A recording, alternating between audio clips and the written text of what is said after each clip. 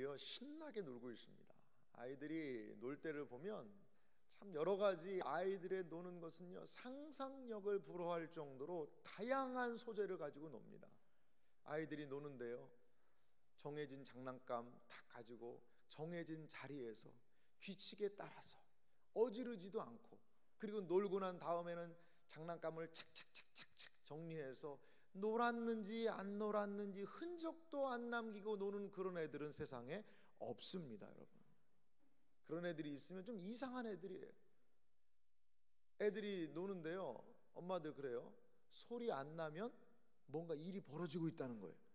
조용하면 뭔가 일이 벌어지고 있는 거죠. 애들이 뭐 어떻게 노나 이렇게 봤더니요 그 서랍장을 쫙 열어가지고요 거기에 엄마가 옷 같은 걸 가지런히 해놓은 걸요 다 꺼집어냅니다. 그리고 그걸요 다 입어요. 또 이렇게 몇 겹씩을 입어요. 그리고 어떤 애들을 봤는데요 엄마가 잠시 뭐 하고 니들 조용히 말썽 피우지 말고 잘 있어야 돼. 대답은 예! 라고 하죠.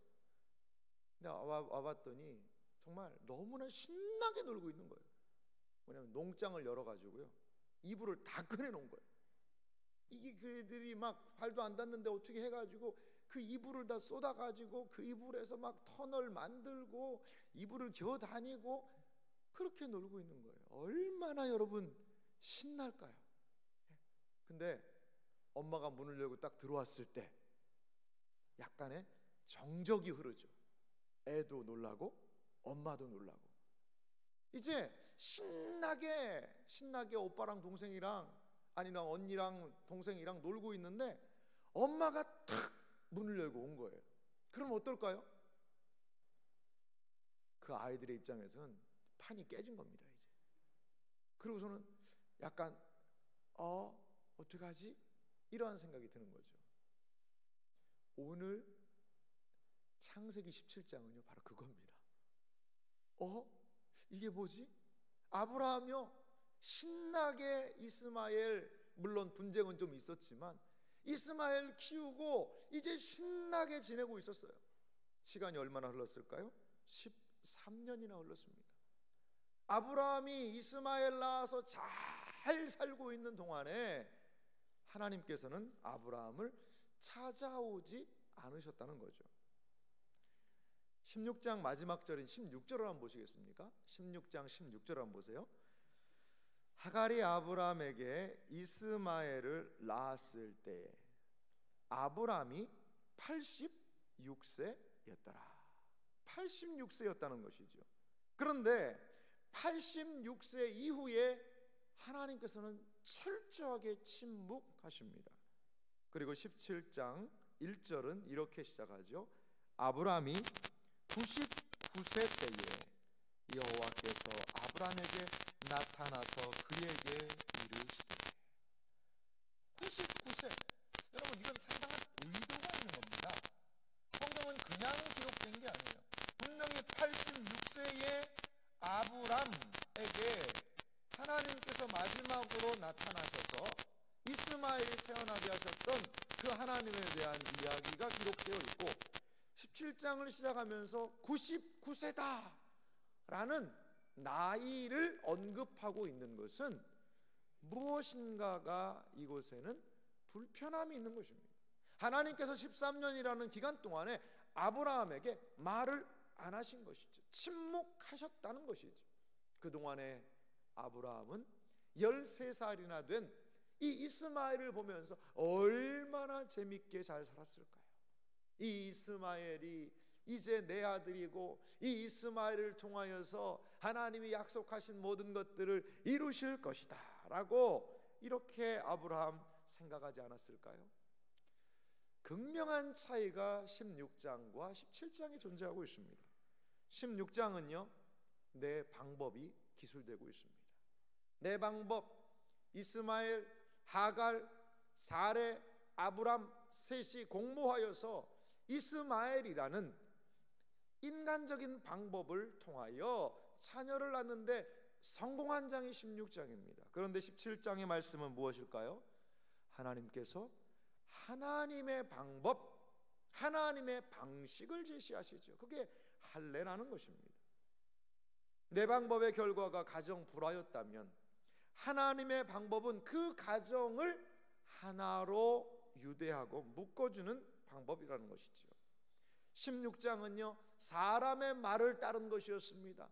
사라의 말을 듣고 아브라함이 하갈과 함께 아이 이스마엘을 낳게 되는 사람의 말이 판을 치는 게 16장이라면 17장은 하나님께서 사람의 말 용납하지 않으십니다. 하나님께서 친히 말씀하시고 하나님의 결과들, 하나님의 말씀을 분명하게 보여주신다는 것이지요.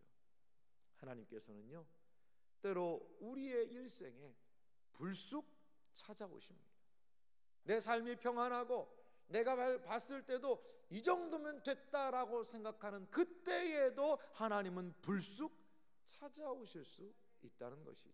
나는 신나게 내 인생을 즐기고 있는데 하나님께서 불쑥 찾아오실 수 있다는 것입니다. 오늘 우리가 읽은 이 9절에서부터 14절의 내용을 보면 할례라는 그 구약의 한 예식이 등장하는 것을 볼 수가 있습니다. 이 할례에 대한 것은 이제 신약에도 특별히 사도 바울의 로마서나 갈라디아서 여기 보면 육신의 할례, 할례와 마음의 할례, 그리고 구약의 율법의 대명사인 할례, 이런 것들을 계속 비교하고 있습니다. 그때에도 등장을 하는데요. 그 할례의 출처가 창세기 17장이라는 거죠. 이 할례라는 것은 10절에 이렇게 이야기하고 계시죠. 하나님께서 10절 말씀 한번 보겠습니다. 너희 중 남자는 다 할례를 받으라. 이것이 나와 너희와 너희 후손 사이에 지킬 내 언약이니라. 하나님께서는 할례라는 예식을 시행함으로 인해서 하나님의 약속이 그 할례 안에 있다, 이것을 좀 드러내 보여주고 있습니다. 9절도 제가 한번 읽어볼게요. 하나님이 또 아브라함에게 이르시되 그런즉 너는 내 언약을 지키고 내 후손도 대대로 지키라. 내 언약을 지키고 너희 후손도 지키라 라고 이야기하면서 할례를 말씀하시는데요, 할례의 방식은 이렇습니다. 11절 보니까요, 너희는 포피를 베어라.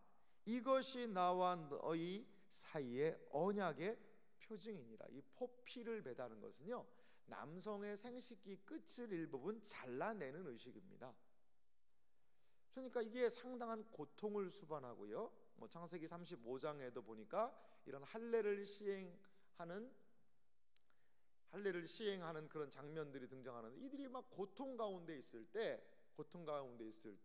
아브라함의 자식들 시므온과 레위가 그 세겜 사람들을 다 찔러 죽이는 그런 장면도 있습니다. 이렇게 할례라는 이것은 고통을 수반한 이러한 모습이라는 거죠. 그런데 이것이 나와 너희 사이의 언약의 표징이라는 것이죠. 이 표징이라는 말이 중요한 말입니다.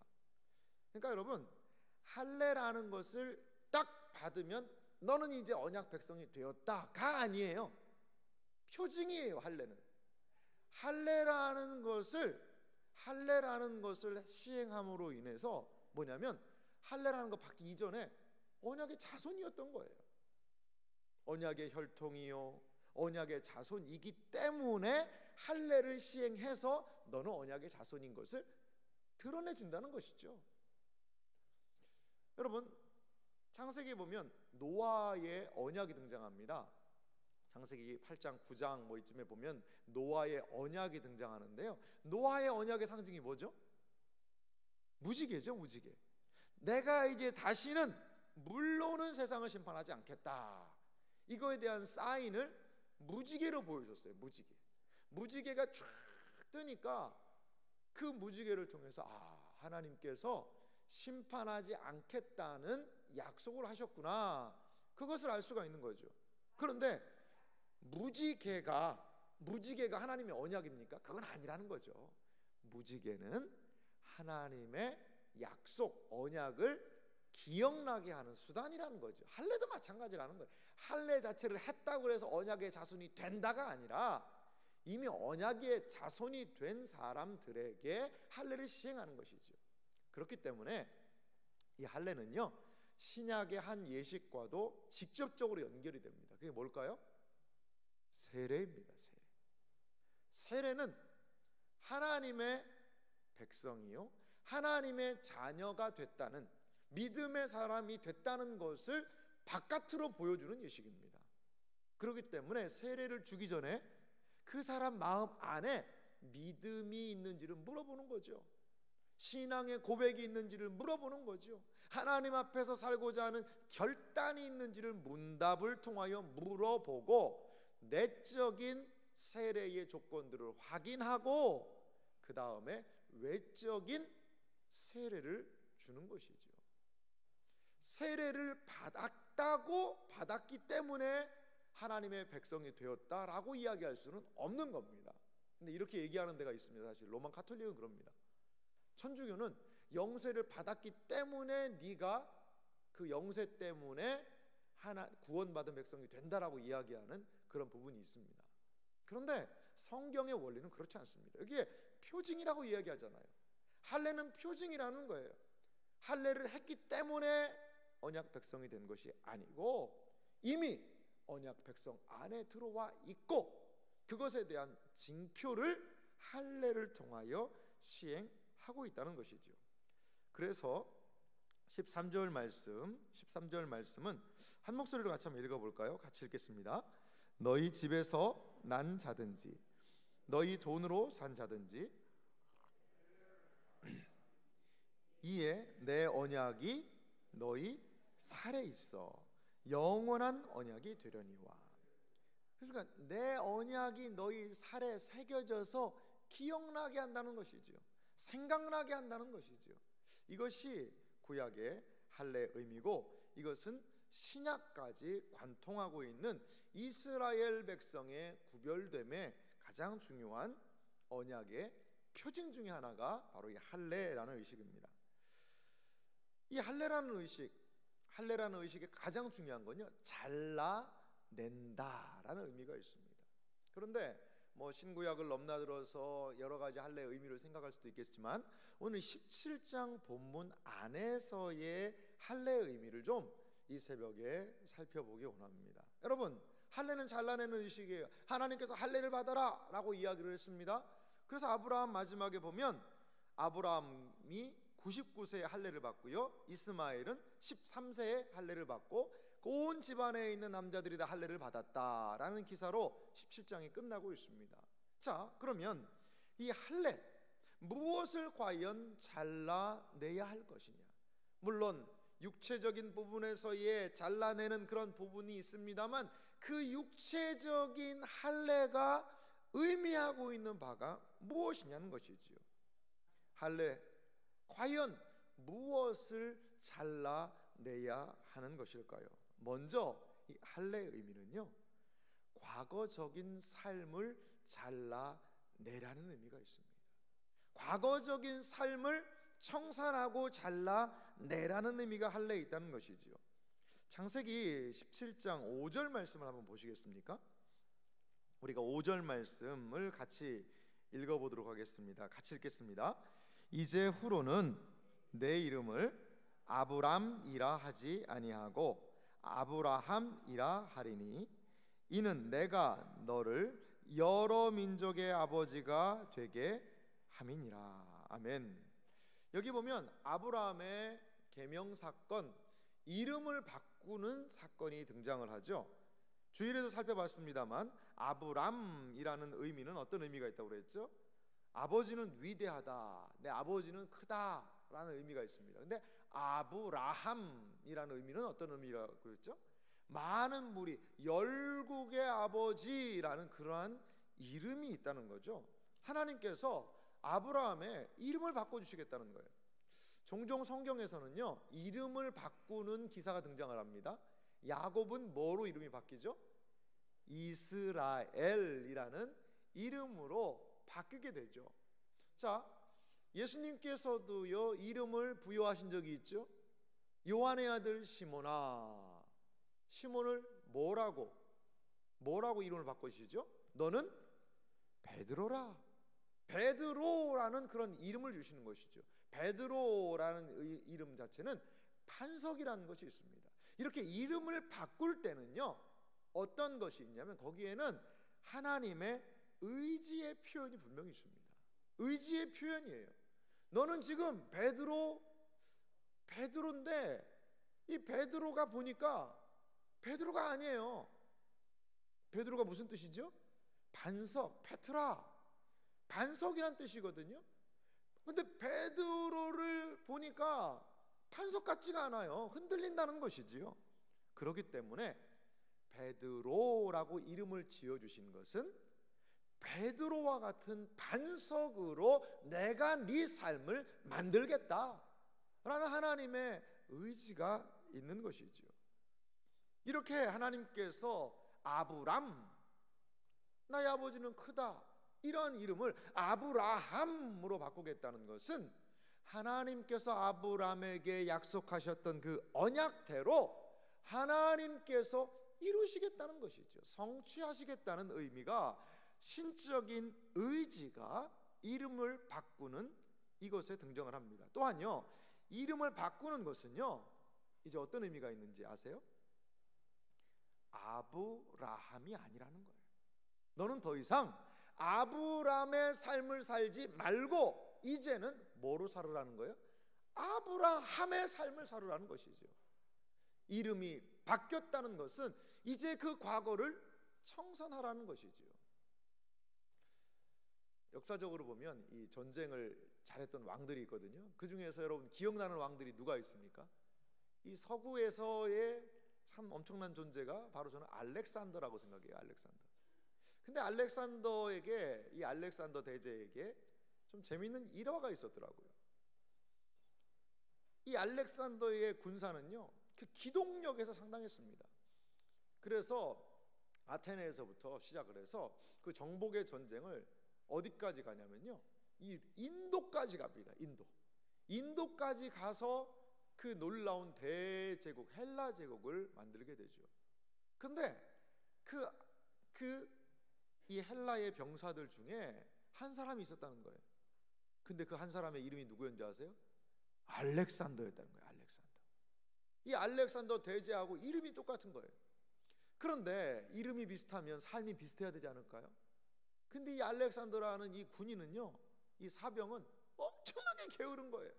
다른 사람들 다 일어나서 준비해서 나가면 이 알렉산더 제일 늦게 일어나가지고 질질질 창 끌고 오면 이 깨우는 게 이게 보통 일이 아닌 거예요. 그러니까 이것을 알았던 진짜 알렉산더가 딱 나와가지고 그 사람한테 얘기했다는 거예요. 네가 그러한 삶을, 네 이름이 뭐냐? 제가 알렉산더입니다. 그러면 너는 둘 중에 하나를 해야 된다. 네 이름을 바꿔라. 아예 이름을 바꾸든지 아니면 네 삶을 바꾸든지. 네가 알렉산더면 나도 알렉산더인데 내 얼굴에 네가 먹칠하면 되겠냐? 네 이름을 바꾸든지 삶을 바꾸든지 해라. 여러분, 그렇습니다. 이름은 그 사람의 존재를 보여준다는 것이죠. 하나님께서 이름을 바꾸신다는 것은 이전 것은 지나갔으니 보라 새 것이 되었도다. 이 아브라함에게 새 일을 행하시겠다는 것이지요. 사라도 마찬가지입니다. 사레가 공주라는 의미가 거기에 또 있다고 그래요. 근데 사라는 열국의 어미요, 또 열국의 어미요 왕비라는 그런 의미가 있다고 그럽니다. 그러니까 이제 이 사레와 아브람, 그 모든 과거적인 이름을 그만 쓰고 새 이름으로 시작하라는 것이죠. 다른 말로 하면 이 할례라는 의미는 무엇입니까? 과거적 삶을 잘라내버리라는 것이지요. 그래서요, 할례 사건과 이름을 바꾸는 계명 사건은요, 하나로 연결되어 있는 거예요. 하나님께서는요, 우리의 이름을 바꾸기를 원하십니다. 우리의 이름을 바꾸기 원하신다는 것은 무엇일까요? 이전 것은 지나갔으니 보라 새 것이 되었도다. 하나님께서는 우리를 늘 새 것으로 만들기를 원하신다는 것을 기억하시기 바랍니다. 여러분, 회개했다는 것은 무엇일까요? 강을 건넜다는 것입니다. 더 이상 내가 그렇게 살 수 없다는 거예요. 세례의 의미도 마찬가지입니다. 과거적인 삶을 결단하겠다는 것입니다. 이 세례의 원래 원형의 모습은요, 침술이었습니다. 그러니까 물에다가요 푹 담그는 거예요. 지금도 침례교는 그 방식을 고수하고 있죠.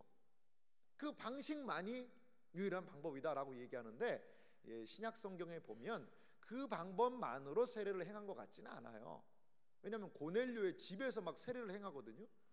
그럼 고넬료 집에다가 무슨 욕조가 있어가지고 그 당시에 거기다 막 사람들을 물속에 잡아놓고 막 이렇게 했을까요? 그러진 않은 것 같아요. 아마도 그때 베드로가 약식으로 사도행전 10장에 보면 세례를 행했다는 것을 우리는 추론할 수 있습니다. 갑자기 고넬료 식구들 다 데리고 어디 뭐 강 갔다 왔다 이런 얘기도 없고요. 그 집에서 세례를 했으니까요. 방식이 아니라 의미를 더 중요하게 여겨야 된다는 거죠. 근데 원래 보면 이 물속에다 푹 담근다는 거죠. 그게 무슨 의미겠어요? 물속에 푹 집어넣었다는 건 죽었다는 의미입니다. 여러분, 물속에 오래 담궈놓으면 어떻게 될까요? 한 하루 이틀 푹 담궈놓으면 돌아가십니다. 진짜 죽으면 안 되니까 의미만을 살리고 얼른 꺼내죠. 얼른. 그럼 무슨 의미일까요? 꺼낸다는 것은 살았다는 거죠. 살았다는 거예요. 과거의 내 옛 삶은 죽었고 그리고 새로운 삶이 살아났다는 것입니다. 할례는 과거의 옛 삶을 잘라버리고 죄악들을 잘라버리고 이제는 내가 새 삶을 살겠다, 이제는 하나님의 새 은혜로 살겠다라는 그러한 모습이 할례라는 예식 안에 있다는 것입니다. 2020년이 새로워지기 위해서 우리는 무엇을 잘라내야 합니까? 여러분, 이 새벽에 좀 잠시 살펴보시기 바랍니다. 2020년이 우리에게 새로워지기 위해서는 과연 우리는 무엇을 잘라내야 할까요? 2019년에 그 좋지 않은 습성들이 스물스물 벌써 올라오고 있지 않습니까? 2019년에 연약했던 모습들이 슬금슬금 벌써 올라와 있지 않습니까? 그 모든 것들을 잘라내는 할례가 또한 우리에게 필요하다는 것을 여러분 믿으시기 바랍니다.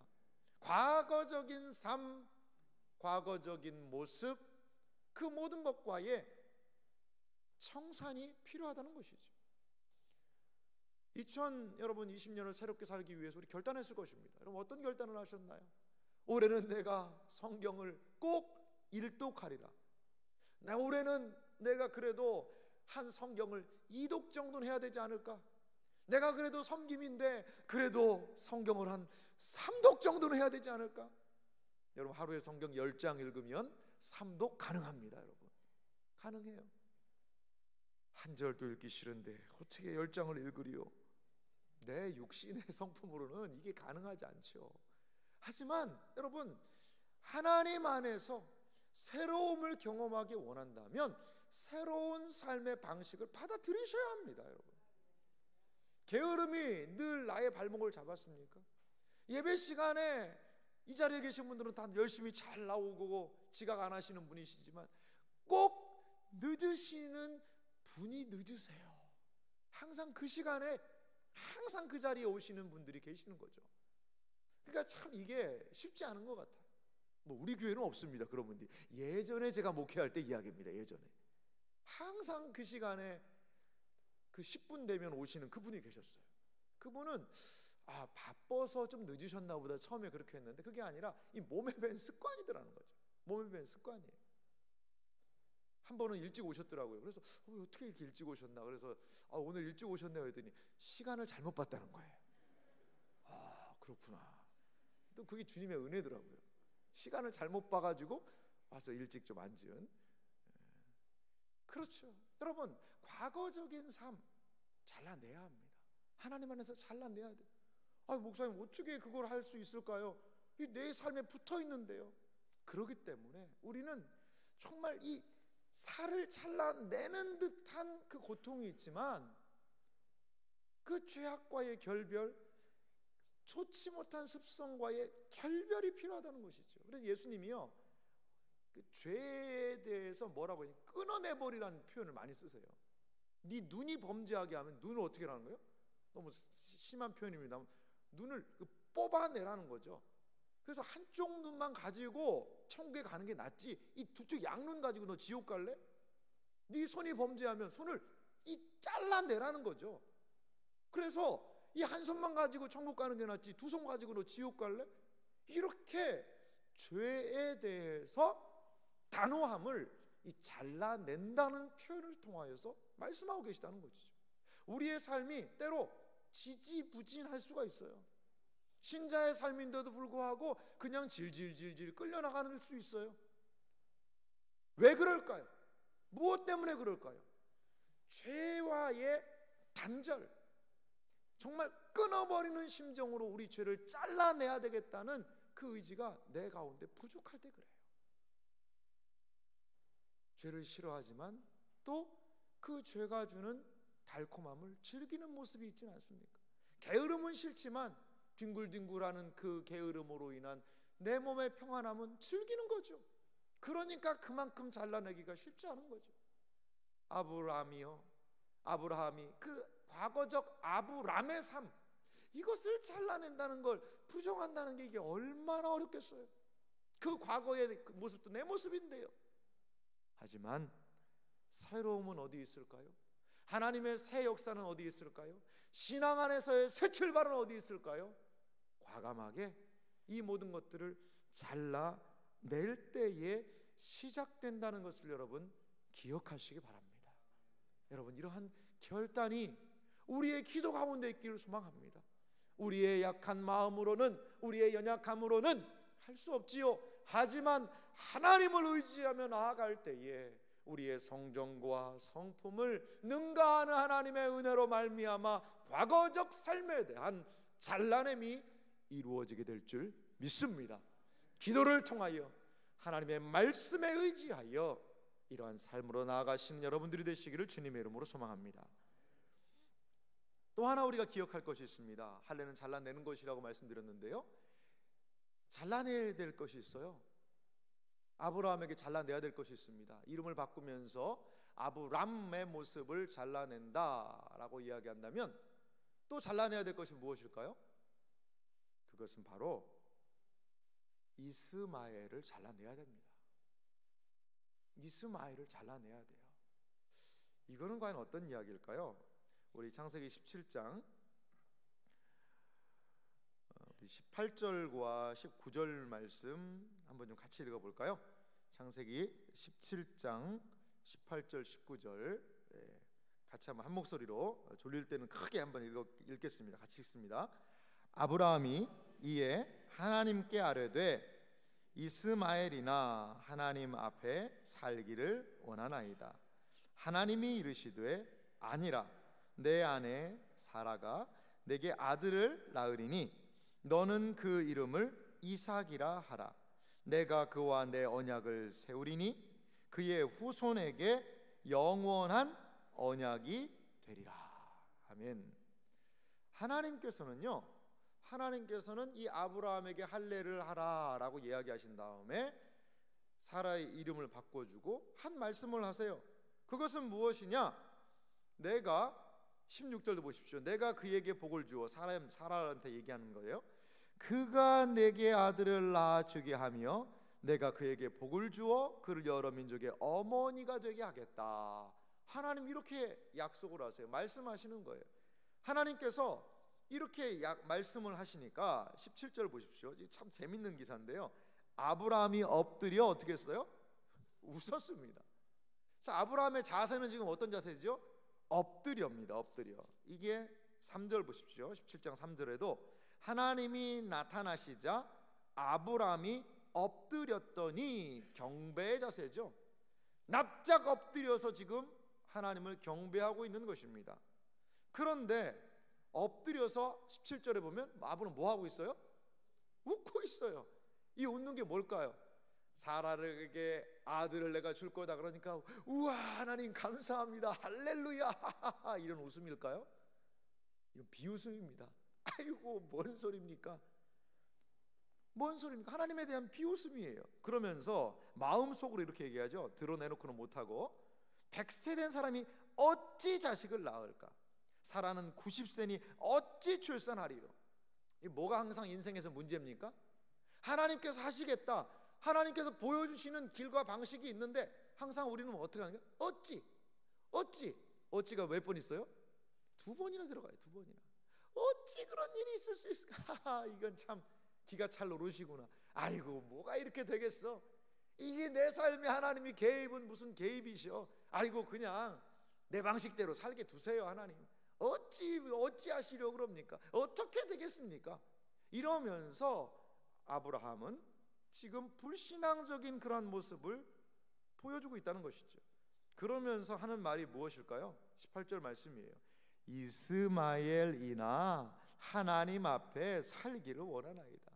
하나님 그렇게 하지 마시고요, 우리 아내 사라 힘들게 하지 마시고요, 아니 이제 이스마엘 있지 않습니까? 이스마엘이나 좀 잘 살게 해주십시오. 어찌 100세 된 제가 아들을 낳고 어찌 90세 된 여인이 자녀를 낳을 수 있겠습니까?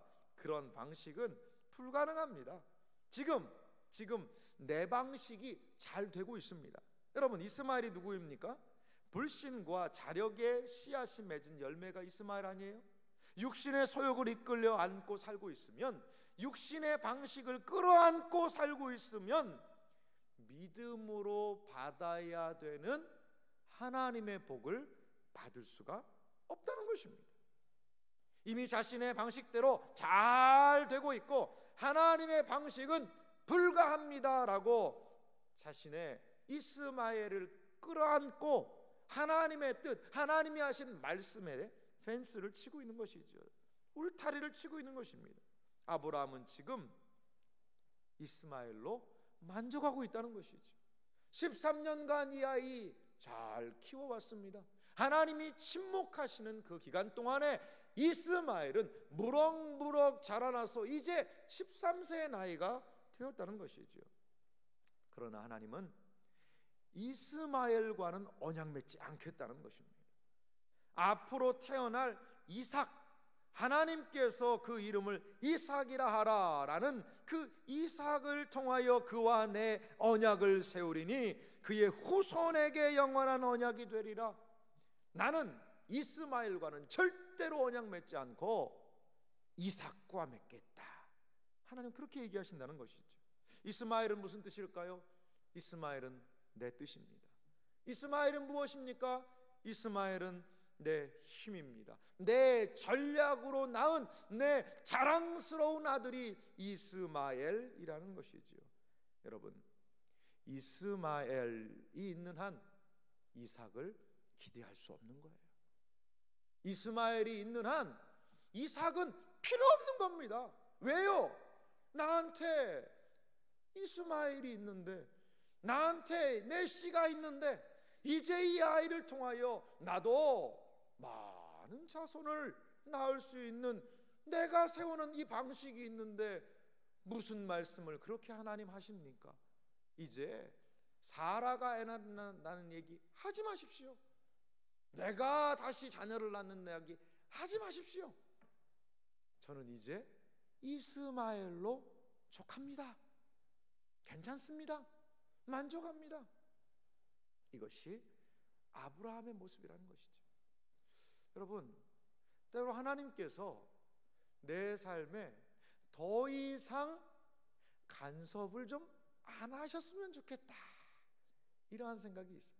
하나님께서 이거 해라, 저렇게 해라, 이렇게 해라, 이게 싫고 그냥 지금 내 요 상태, 내 건강 상태 괜찮고 지금 적절한 수입이 들어오고 있고 애들 잘 되고, 어떤 분이 참 제가 그 소리를 듣고 깜짝 놀랐는데요, 이런 얘기를 하시더라고요. 하나님이 그냥 요 상태만 그대로 그냥 내버려 두시면 좋겠다고, 그런 얘기를 어떤 분이 하시더라고요. 우리 교회 아닙니다. 우리 교회 아닙니다. 오해하지 마십시오. 누굴까? 이렇게 생각하지는 마세요.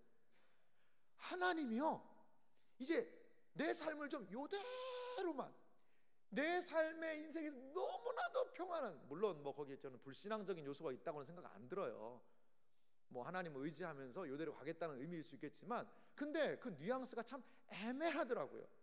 하나님이 간섭하지 않으시고 요대로 내 삶이 갔으면 좋겠다는 거예요. 좋겠다는 거예요. 여러분, 이게 과연 하나님이 기뻐하시는 삶의 방식일까요? 그렇지 않습니다. 그것은 내 뜻이겠죠. 그것은 내 맘대로 살고 싶은, 내가 컨트롤할 수 있고 내가 통제할 수 있고 내가 내 능력과 내 힘을 통하여 이루어낼 수 있는 그것에 대한 만족 아닐까요? 내가 이렇게 이뤄놨으니 이제 이 방식대로 계속 살겠습니다. 그렇게 되면 어떻게 될까요? 하나님 기대 안 해도 되지 않을까요? 여러분, 저는 주기도문의 기도를 보면서 좀 의아합니다. 목사가 주기도문 기도가 의아하다니 이게 뭔 소린가? 거기 보면 다른 것보다도 그 양식을 구하잖아요. 그 양식을 구하는데 여러분 주기도문 한번 따라가 보세요. 거기 어떻게 되어 있죠? 오늘날 우리에게 무슨 양식이에요? 일용할 양식입니다. 이거 왜 이렇게 믿음이 부족할까요, 여러분? 일용할 양식은 무슨 양식일까요? 데일리 브레드, 오늘 하루의 빵이에요. 오늘 하루 양식이에요. 여러분, 너무나도 믿음이 약하지 않나요? 주여, 오늘날 우리에게 적어도 일주일치 양식을 주시옵소서. 아니면 주여, 한 달치 양식을 주시옵소서. 아니면 더 믿음이 큰 존재는 주여, 1년치 양식을 오늘날 허락하여 주소서. 이렇게 기도해야 되는 거 아닙니까? 아니면 주여, 저는 한 큐에 끝냅니다. 평생 양식을 주시옵소서. 이렇게 기도해야 되는 건데 오늘날 우리에게 하나님 오늘 양식 주세요? 이게 기도입니까, 여러분? 그렇게 믿음이 작아가지고 뭐 했을까요? 그러면 예수님의 주기도문 기도를 우리는 뜯어 고쳐야 될까요? 오늘날 우리에게 일용할 양식 달라는 그 기도의 내용은 뭘까요? 여러분, 만약에 우리에게요 일주일치 양식이 있으면요 일주일간 기도 안 합니다. 한 달치 양식이 있으면요 한 달간 기도 안 하는 거예요. 왜요? 내 힘으로 한 달간 살 수 있는데 뭐하러 기도해요? 내 방식, 내 힘으로 한 달간 살 수 있다는 거죠. 오늘날 우리에게 일용할 양식을 달라는 것은 오늘 하루를 살 수 있는 힘을 달라는 거예요. 오늘이 하루 하나님이 도와주지 않으시면 나는 살 수 없다는 거예요. 내 능력대로 안 된다는 거예요. 그런데 이 기도를 나는 내일도 하겠다는 것입니다. 하나님, 어제 하나님의 은혜로 하나님이 베푸시는 힘으로 하루를 살았습니다. 주님 감사합니다. 그런데 오늘도 하나님의 은혜가 필요합니다. 그렇습니다. 우리는요 우리의 방식, 우리의 생각, 우리의 뜻, 우리의 계획, 우리의 의도대로의 삶이 아니라 날마다 하나님의 은혜를 구하고 날마다 하나님의 도움을 구하는 하나님의 방식으로의 삶을 살아야 할 줄 믿습니다. 이것이 신자의 방식이라는 것입니다.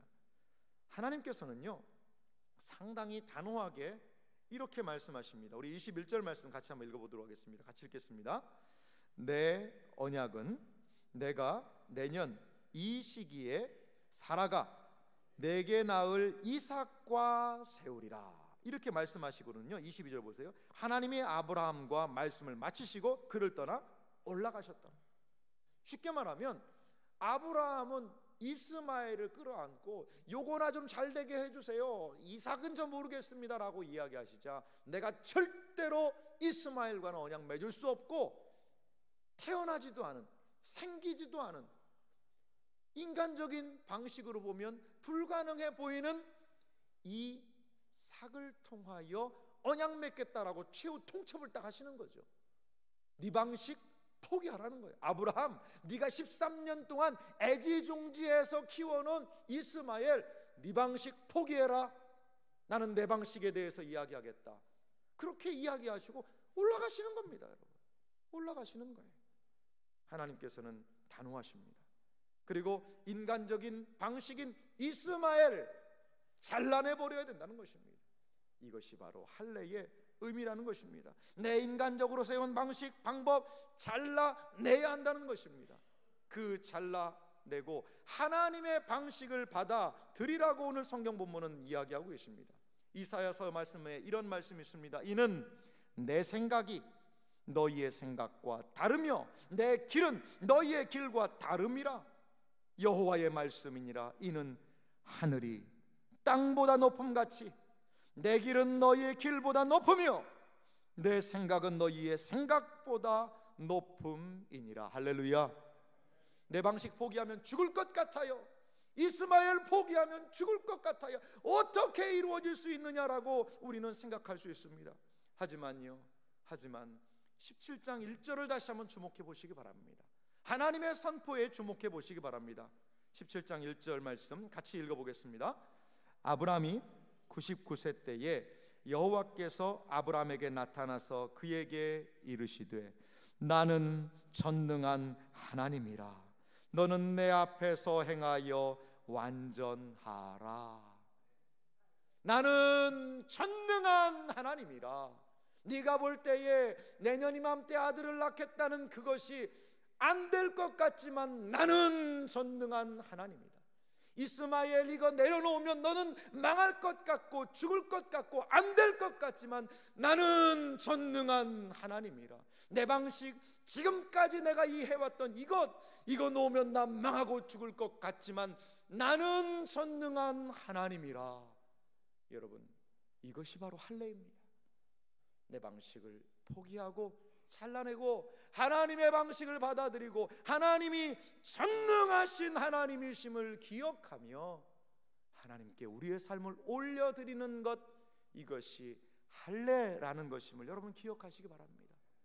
할례를 시행하면 어떻다고 그랬죠? 고통이 따라요. 몸에 고통이 오는 거예요. 그 고통, 저는 이것이 순종의 고통인 것 같아요. 내 방식을 포기할 때에, 내가 사랑했던 모든 것들을 내려놓을 때에 우리의 마음에 아픔이 있고 고통이 있습니다. 하지만 순종의 고통을 통하여서 깨지고 상한 마음이 있지만 하나님께서 우리를 고치시며 새롭게 하실 것을 여러분 기대하시기 바랍니다. 내 방식을 버리고 하나님의 방식을 받아들이며 나아갈 때에 우리는 하나님 안에서 하나님이 열어놓으시는 새 길을 보게 될 줄 믿습니다. 우리의 올 새해가 우리의 방식이 포기되고 잘라내어지고 오직 하나님의 방식대로 나아가시는 2020년이 되시기를 주님의 이름으로 축원합니다. 우리 같이